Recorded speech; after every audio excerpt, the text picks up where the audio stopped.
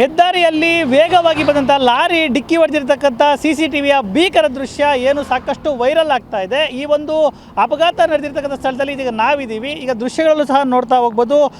ಏನು ಒಂದು ದೊಡ್ಡಬಳ್ಳಾಪುರ ಕಡೆಯಿಂದ ದೇವನಹಳ್ಳಿಗೆ ಬರ್ತಕ್ಕಂಥ ರಾಷ್ಟ್ರೀಯ ಹೆದ್ದಾರಿ 648ರಲ್ಲಿ ಈ ಒಂದು ಘಟನೆ ನಡೆದಿರ್ತಕ್ಕಂಥದ್ದು.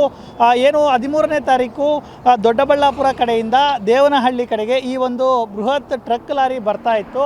ಇದು ಬಂದಂಥ ಸಂದರ್ಭದಲ್ಲಿ ಚಾಲಕನ ನಿಯಂತ್ರಣ ಕಳೆದುಕೊಂಡು ಚಾಲಕನ ಒಂದು ಅತಿ ವೇಗದಿಂದಾಗಿ ಭೀಕರ ಅಪಘಾತ ಸಂಭವಿಸಿರ್ತಕ್ಕಂಥದ್ದು.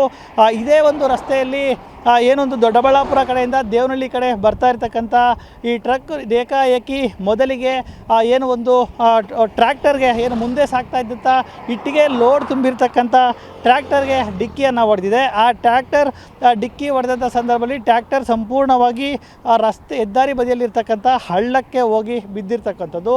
ಇನ್ನು ನಾವು ದೃಶ್ಯಗಳು ಸಹ ನೋಡೋದಾದರೆ ಏನು ಇಟ್ಟಿಗೆ ತುಂಬಿರ್ತಕ್ಕಂಥ ಟ್ರ್ಯಾಕ್ಟರ್ ಯಾವ ಮಟ್ಟಿಗೆ ಡ್ಯಾಮೇಜ್ ಆಗಿದೆ ಅನ್ನೋದು ಸಹ ನಾವು ನೋಡ್ತಾ ಹೋಗ್ಬೋದು. ಯಾಕಂದರೆ ಟ್ರ್ಯಾಲಿ ಸಮೇತ ಇರ್ತಕ್ಕಂಥ ಒಂದು ಇಂಜಿನ್ ಟ್ರ್ಯಾಕ್ಟರ್ ಸಂಪೂರ್ಣವಾಗಿ ಏನೊಂದು ಮುರಿದು ಬಿದ್ದಿರ್ತಕ್ಕಂಥದ್ದು. ಅಷ್ಟು ರಭಸವಾಗಿ ಈ ಒಂದು ವಾಹನ ಒಂದು ಲಾರಿ ಬಂದು ಟ್ರ್ಯಾಕ್ಟರ್ಗೆ ಡಿಕ್ಕಿ ಹೊಡೆದಿದೆ.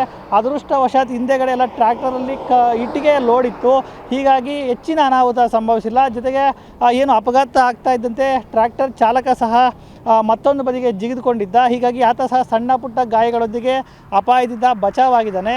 ಹೀಗಾಗಿ ಒಂದು ಹೆಚ್ಚಿನ ಅನಾಹುತ ಸಂಭವಿಸಿಲ್ಲ. ಜೊತೆಗೆ ಏನು ಈ ಟ್ರ್ಯಾಕ್ಟರ್ಗೆ ಡಿಕ್ಕಿ ಹೊಡೆದಂಥ ಸಂದರ್ಭದಲ್ಲಿ ಆ ಲಾರಿ ಚಾಲಕ ಏನು ಮತ್ತೊಂದು ಕಡೆಗೆ ಲಾರಿಯನ್ನು ತಿರುಗಿಸಿರ್ತಕ್ಕಂಥದ್ದು. ಎಡಭಾಗದಲ್ಲಿ ಡಿಕ್ಕಿ ಹೊಡೆದ ನಂತರ ಬಲಭಾಗಕ್ಕೆ ಲಾರಿಯನ್ನು ತಿರುಗಿಸಿದ್ದಾನೆ. ಈ ವೇಳೆ ಡಿವೈಡರನ್ನು ಏನು ಎರಡೂ ರಸ್ತೆಗೂ ಸೆಂಟ್ರಲ್ಲಿ ಅಡ್ಡಲಾಗಿರ್ತಕ್ಕಂಥ ಡಿವೈಡರ್ನ ಸಹ ದಾಟಿಕೊಂಡು ಮತ್ತೊಂದು ಬದಿಗೆ ಲಾರಿ ಹೋಗಿದೆ. ಅಲ್ಲಿ ಹೋಗಿ ಎದುರುಗಡೆಯಿಂದ ದೇವನಹಳ್ಳಿಯಿಂದ ದೊಡ್ಡಬಳ್ಳಾಪುರ ಕಡೆ ಬರ್ತಾ ಇದ್ದಂಥ ಇನ್ನೊಂದು ಗೂಡ್ಸ್ ವಾಹನಕ್ಕೂ ಸಹ ಡಿಕ್ಕಿ ಹೊಡೆದಿದೆ. ಆ ಸಂದರ್ಭದಲ್ಲಿ ಒಂದು 100 ಮೀಟರ್ ಅಂತರಕ್ಕೆ ಆ ಗೂಡ್ಸ್ ವಾಹನ ಸಹ ಒಂದು ಹಾರಿ ಹೋಗಿ ಬಿದ್ದಿರ್ತಕ್ಕಂಥ ಎಲ್ಲ ದೃಶ್ಯಗಳು ಸಹ ಇದೀಗ CC ಕ್ಯಾಮ್ರಲ್ಲಿ ಸೆರೆಯಾಗಿದೆ.